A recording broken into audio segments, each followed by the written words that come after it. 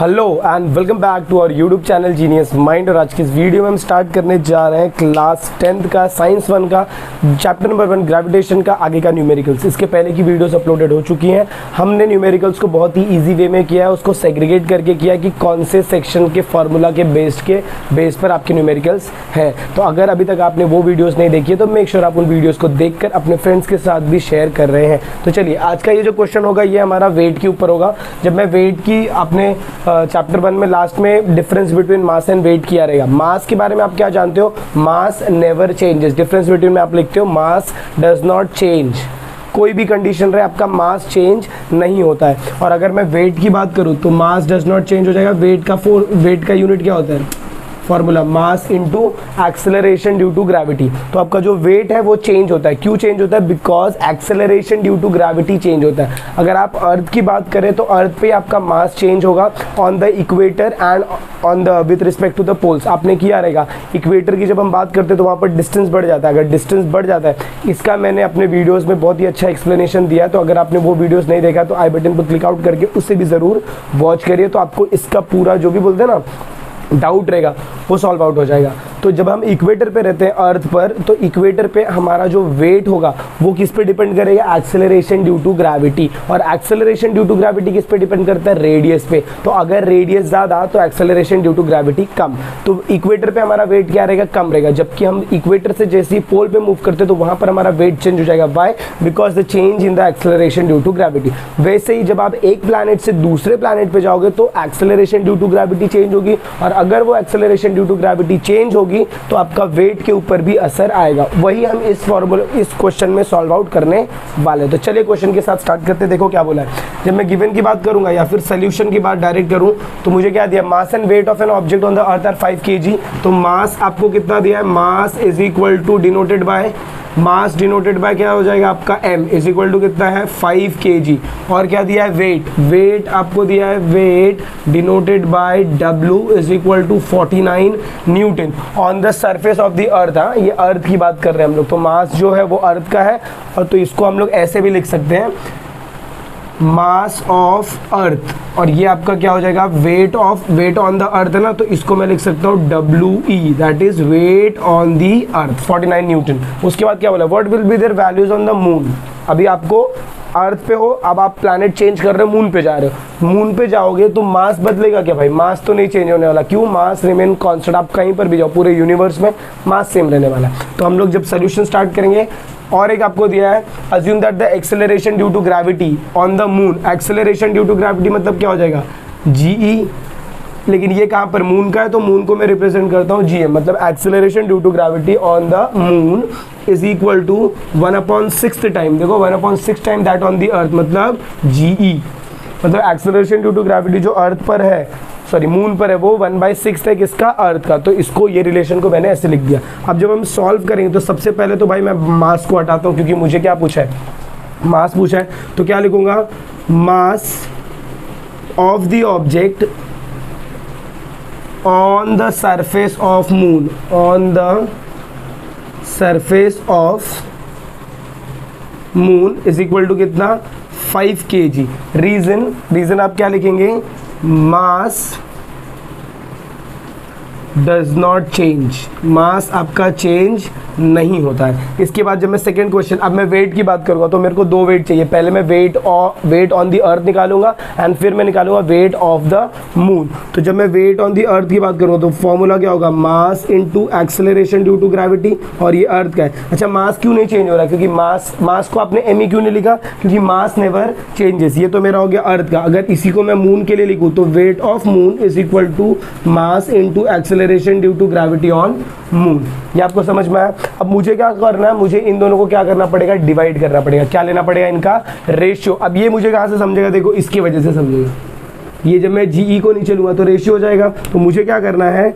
WE upon WM is equal to, आप WM भी ऊपर ले सकते हैं, डिपेंड्स ऑन यू। ये क्या हो जाएगा? M.GE upon M.GM। यहाँ से mm कैंसिल हो जाएगा because mass does not change. तो मास दोनों पे सेम रहने वाला है। तो मेरा जो इक्वेशन बनेगा वो क्या होगा? देखो WE upon WM is equal to GE upon G M. याद रखना ई और एम क्या है, E denotes earth, M denotes moon. अब मुझे ये वैल्यू तो कुछ पता नहीं है, ये वैल्यू का रिलेशन मुझे यहाँ से मिल सकता है, जी ई अपॉन जी ई एम में निकाल सकता हूँ। चलिए फर्दर हम सॉल्व आउट करेंगे तो क्या हो जाएगा, देखो W E upon W M is equal to G E, तो ऐसे रखता हूँ मैं, अपॉन नेक्स्ट कौन है मेरा जी एम का वैल्यू मुझे कितना दिया, देखो 1/6 time of G E, 1/6 time of G E. अब जी ई कैंसिल हो जाएगा तो क्या होगा, W E upon W M is equal to, ये ऐसा है 1/1/6 है, अब ये 1/6 ऊपर हो जाएगा तो W E is equal to W M is equal to 6/1, क्या हो जाएगा 6/1 हो जाएगा। अब देखो मुझे क्या दिया है, वेट दिया है किधर, अर्थ पर, कितना 49, तो यहाँ पर मैं क्या लिखूंगा 49 upon W M is equal to 6/1, cross multiply करोगे तो W M into 6 is equal to 49, therefore W M is equal to 49/6। अब इसको आप फर्दर सॉल्व आउट करेंगे तो ये आपका 49 डिवाइडेड बाय 6 करेंगे तो 6 5 ज़ा 30, 6 7 ज़ा 42, 6 8 ज़ा 48, तो 6 8 ज़ा 48 हो जाएगा, 1.0, 6 1 ज़ा 6, फिर ये 4.0, 6 9 ज़ा नहीं, 9 6 ज़ा 54 हो जाएगा, 6 6 ज़ा 36, 6 6 ज़ा 36, तो ये रिपीट होगा 8.6 तो weight of moon is equal to 8.1666 which is approximately 8.167। क्या, weight in the form of KG में लिखेंगे क्या वेट, गलत, किस में लिखेंगे, न्यूटन। ध्यान देना, न्यूटन और इसके यूनिट में और मास के यूनिट में डिफरेंस होता है, इसका जो यूनिट रहेगा वो न्यूटन में रहेगा और इसके भाई जो मास है, मास का यूनिट क्या रहेगा, केजी में रहेगा। आई होप आपको क्वेश्चन समझ में आया, please take a note of this.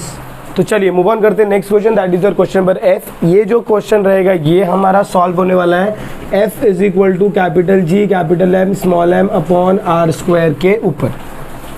ये फार्मूला लगेगा ये क्वेश्चन और इसका बाद वाला जो लास्ट क्वेश्चन रहेगा, तो लास्ट क्वेश्चन मैं नहीं सॉल्व करूंगा क्योंकि ये क्वेश्चन सॉल्व होगा तो सिमिलरली वो भी जाएगा, वो आपको सॉल्व करना है। अब ध्यान देना, अगर मैं इसको यहाँ पर स्मॉल एम और स्मॉल आर लिखता हूँ मतलब मैंने mass of planet and mass of radius लिखा है, बट अगर मैं इसको कैपिटल एम यहाँ पर लिखा और यहाँ पर भी कैपिटल आर लिखा तो कैपिटल आर मतलब क्या हो जाएगा, रेडियस ऑफ द अर्थ। तो अगर आपको रेडियस ऑफ द अर्थ दिया तो आपको कैपिटल आर लिखना। चलिए क्वेश्चन स्टार्ट करेंगे, डायरेक्ट ज्यादा कुछ नहीं है, जो आपको गिवन दिया है वो वैल्यूज लिखने का, इसके अंदर सब्स्टिट्यूट करने का और जो आपको फाइंड करने को बोला वो फाइंड करना है, दैट्स इट।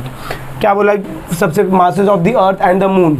अच्छा एक प्लैनेट है मास ऑफ द अर्थ, तो मैं क्या लिखूंगा, मास ऑफ अर्थ, ये किससे डिनोट करेंगे, कैपिटल एम। हमेशा याद रखना capital M denotes the mass of the earth. उसके बाद क्या, मास ऑफ द मून, तो mass of moon denoted by small M is equal to 7.4 into 10⁻22 kg।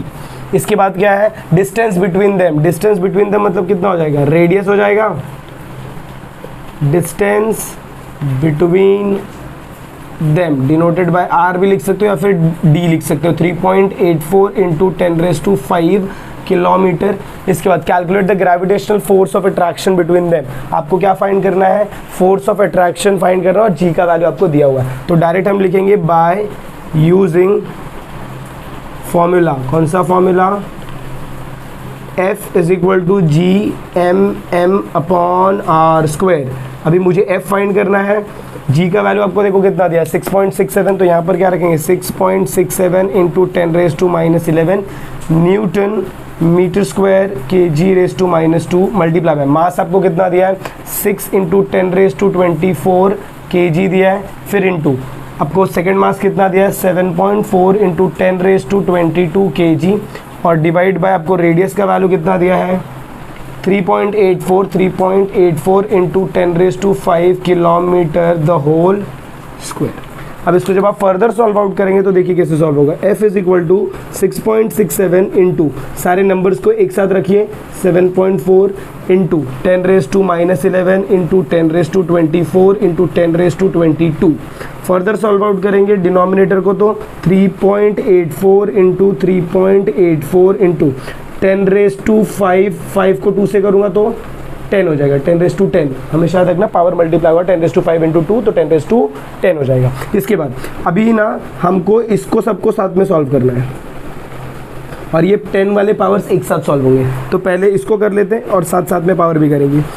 नहीं, काम करते पहले पावर कर लेते। 6.67 into 6 into 7.4 upon 3.84 into 3.84 into ये 10⁻10 नीचे ऊपर जाएगा तो 10⁻−10 तो 10⁻11 इंटू 10⁻24 इंटू 10⁻22 इंटू 10⁻−10। अब इसको ये पूरे पावर्स को जब आप एक साथ सॉल्व करेंगे तो 24 प्लस 22 तो ये कितना हो जाएगा 46 हो जाएगा। और इसको सॉल्व करेंगे तो ये कितना हो जाएगा -21, माइनस करो तो 5 हो गया, 4 - 2 गया तो कितना होगा 2 हो जाएगा। तो मतलब कितना आएगा 10⁻25। तो f इज इक्वल टू, अब इसको सॉल्व करते हैं 6.67 इंटू 6.67 मल्टीप्लाई करते हैं 667 इंटू 6। थोड़ा याद रखना कैलकुलेशन बहुत लंबा जाएगा, तो आप इसको ऐसे सॉल्व आउट कर सकते हो। देखो ये डेसिमल को बैलेंस करेगा। बैलेंस का मतलब क्या है, इसको मल्टीप्लाई बाय 100 करूंगा, ये भी मल्टीप्लाई बाय 100 तो 667 अपॉन 384 हो जाएगा। डिवाइडेड मल्टीप्लाई बाय 6 इंटू ये कैसे बैलेंस होगा 74 इंटू 38.4। एक और 10 ऐड अप कर दूँ तो यहाँ से ये कितना हो जाएगा 384 हो जाएगा। इंटू इसको सॉल्व किया तो कितना है 10⁻25 आया, इसको प्लस इसमें इसका पावर कितना है 1 तो ये कितना हो जाएगा 10⁻26। फर्दर सॉल्व आउट करोगे, अब आप इसको सॉल्व आउट कर सकते हो। देखो 2 से कटिंग करने का 667 इंटू 6 इंटू 74 अपॉन 384 इंटू 384। 2 से कट आउट करेंगे तो चालू करते हैं। देखो 2 3 ज़ा 6, 1 कैरी 2 7 ज़ा 14, 2 1 ज़ा 2, 9 ज़ा 2, 2 ज़ा। इसको 2 से करेंगे 2 3 ज़ा 6, 2 1 ज़ा 9 ज़ा 2 ज़ा 6 6 7। अभी आगे फर्दर होगा क्या 9 1 10 2 12। हाँ ये 3 से हो जाएगा 3 1 ज़ा 3, 6 ज़ा 18, 1 कैरी 3 4 ज़ा 64। ये होगा क्या नहीं 6 6 12 12 7 नहीं कुछ नहीं होगा। अब आपको क्या करना है इसको डायरेक्ट डिवाइड करना है 667 इंटू 37 अपॉन 192 इंटू 64। तो इसको मल्टीप्लाई करने का इसको मल्टीप्लाई करने का जो भी आएगा वो आपका पार्ट क्या रहेगा आंसर रहेगा।